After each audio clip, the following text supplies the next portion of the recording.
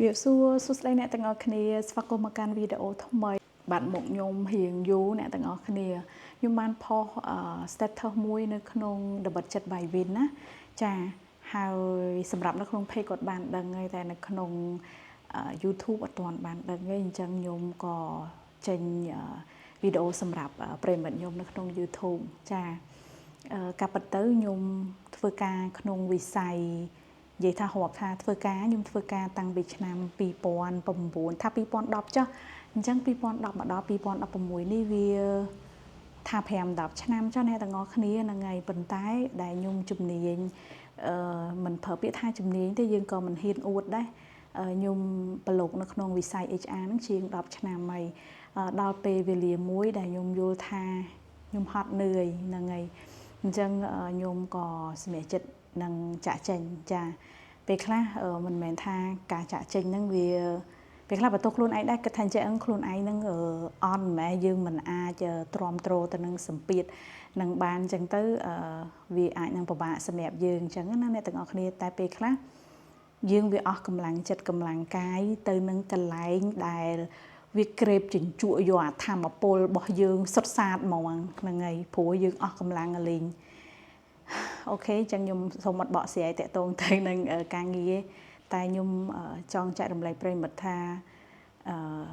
ប្រសិនបើអ្នកទាំងអស់គ្នាចង់ផ្អាកចង់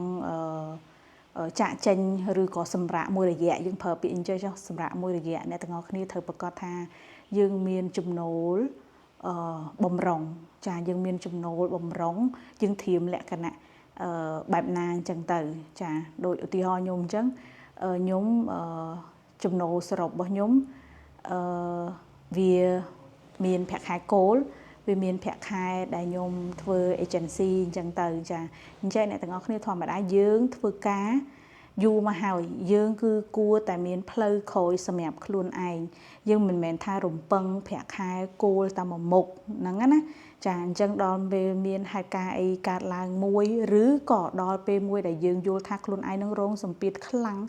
អ្នកទាំងអស់គ្នាខ្ញុំចែករំលែកចាខ្ញុំរងសម្ពាធខ្លាំងរហូតដល់ខ្ញុំមានអារម្មណ៍ថាពេលគេនិយាយអីមកខ្ញុំដូចចាក់ទឹកនៅក្នុងអាផ្កាឈូកនៅក្នុងស្លឹកឈូកហ្នឹងអញ្ចឹងចាក់មកវាតនាតន័យអស់ហើយខ្ញុំអត់មានអារម្មណ៍និយាយទៅខ្ញុំអត់មានអារម្មណ៍ធ្វើការអីទាំងអស់ហ្មងខ្ញុំដល់ពេលមួយដែលរឿងហ្នឹងក៏ប៉ុន្តែខ្ញុំចង់យំឲ្យ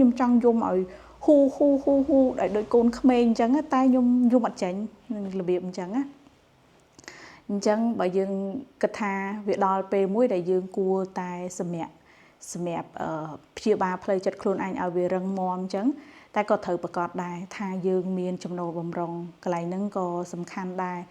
សម្រាប់អ្នកចាត់ចែងលុយទាំងអស់សម្រាប់ប្រិមិត្តរបស់ខ្ញុំទាំងអស់ខ្ញុំសង្ឃឹមថាអ្នកទាំងអស់គ្នាកុំដូចថាឃើញគេអញ្ចឹងទៅគេនិយាយថាឈប់ធ្វើការទៅវាមានសម្ពាធវាមានអីអញ្ចឹងមករកស៊ីវិញទៅមកអញ្ចឹងអ្នកទាំងអស់គ្នាត្រូវគិតដោយខ្លួនឯងពេលខ្លះខ្ញុំទោះខ្ញុំនិយាយប្រាប់អ្នកទាំងអស់គ្នាក៏ដោយមិនមែនឲ្យអ្នកទាំងអស់គ្នាធ្វើតាមខ្ញុំបោះបង់ចោលការងារអីអញ្ចឹងទៅសម្រាប់យើងខ្ញុំតែងតែយល់ថាអញ្ចឹងប្រសិនណាបើអ្នកទាំងអស់គ្នានៅទ្រាំបានដោយសារតែយើងនៅមានបំណុលយើងត្រូវមានបញ្ហាត្រូវដោះស្រាយច្រើនអញ្ចឹងអ្នកទាំងអស់គ្នាត្រូវតែធំចាធំឲ្យបាន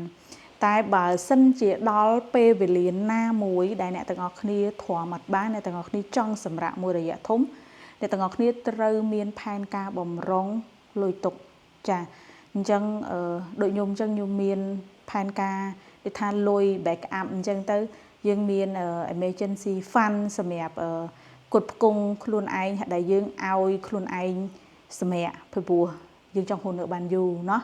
ចាអញ្ចឹងយើងចង់រស់នៅបានយូរយើងក៏សម្រាប់ទៅហ្នឹងហើយយើងក៏មិនបាច់ថាគិតអីច្រើនវែងឆ្ងាយអីពេកដែរពីព្រោះកាលទៅមានរឿងច្រើនដែលខ្ញុំអត់ចង់និយាយនៅក្នុងបណ្ដាញសង្គមអីទាំងអស់ហ្នឹងអញ្ចឹងភាគច្រើនគឺខ្ញុំចង់ចែករំលែកអ្នកទាំងអស់គ្នាតែមួយទេគឺតាក់ទងទៅនឹងការចាត់ចែងលុយការពិតគ្រប់ស្ថានភាពទាំងអស់មិនថាស្ថានភាពកូវីដឬក៏ឥឡូវនេះកំពុងតែសេដ្ឋកិច្ចធ្លាក់មិនក៏ដោយប៉ុន្តែផ្លូវចិត្តរបស់យើងក៏នៅតែដើរតួនាទីសំខាន់អាហ្នឹងសម្រាប់ខ្ញុំយល់បែបហ្នឹងគ្រាន់ថាខ្ញុំមានផែនការរបស់ខ្ញុំច្បាស់លាស់អញ្ចឹងខ្ញុំចង់ប្រាប់អ្នកទាំងអស់គ្នាថាដូចគ្នាយើងគួរតែមានចំណូលបំរុងសម្រាប់ចំណាយរយៈពេលណាមួយដែលយើងយល់ថាយើងទៅមុខលេងរួចយើងចង់សម្រាប់ព្យាបាលផ្លូវចិត្តរបស់យើងឲ្យរឹងមាំដើម្បីយើងត្រឡប់មក ធ្វើការរកស៊ីបន្ថែមទៀតអីអញ្ចឹងទៅអ្នកទាំងអស់គ្នាក្នុងវិស័យការងារអ្នកទាំងអស់គ្នាសាកសម័យ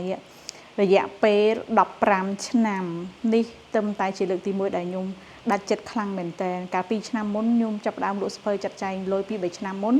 ខ្ញុំចាប់ផ្ដើមលក់ស្ពើចាត់ចែងលុយក៏ខ្ញុំមិនរំពឹងថាខ្ញុំបោះបង់ការងារនឹងដែរតែនេះគឺជាលើកទី1ដែលខ្ញុំមានអារម្មណ៍ធ្ងន់បែបហ្នឹងអញ្ចឹង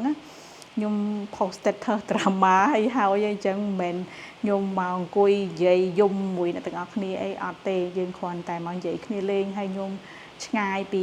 ប្រព័ន្ធ social media របស់ខ្ញុំហើយប៉ុន្តែខ្ញុំដឹងថាប្រិមិត្តរបស់ខ្ញុំអ្នកទាំងអស់គ្នានៅតែមើលវីដេអូខ្ញុំអ្នកទាំងអស់គ្នាក៏នៅតែគាំទ្រហើយក៏និយាយថាឲ្យកម្លាំងចិត្តលើកទឹកចិត្តណាគ្រាន់តែ status ខ្ញុំផុសមួយអ្នកទាំងអស់គ្នាគាំទ្រខ្ញុំច្រើនហើយមិនមានអ្នក message មកក្នុង inbox page ទៀតអញ្ចឹងក៏អរគុណអ្នកទាំងអស់គ្នាហើយវីដេអូបន្ទាប់ខ្ញុំនឹងចែករំលែកអ្នកទាំងអស់គ្នាថាផែនការបំរុងលុយរបស់ខ្ញុំរយៈពេល3-4 ខែហ្នឹងខ្ញុំធ្វើបែបណាខ្លះអរគុណជួបអ្នកទាំងអស់គ្នានៅវីដេអូក្រោយ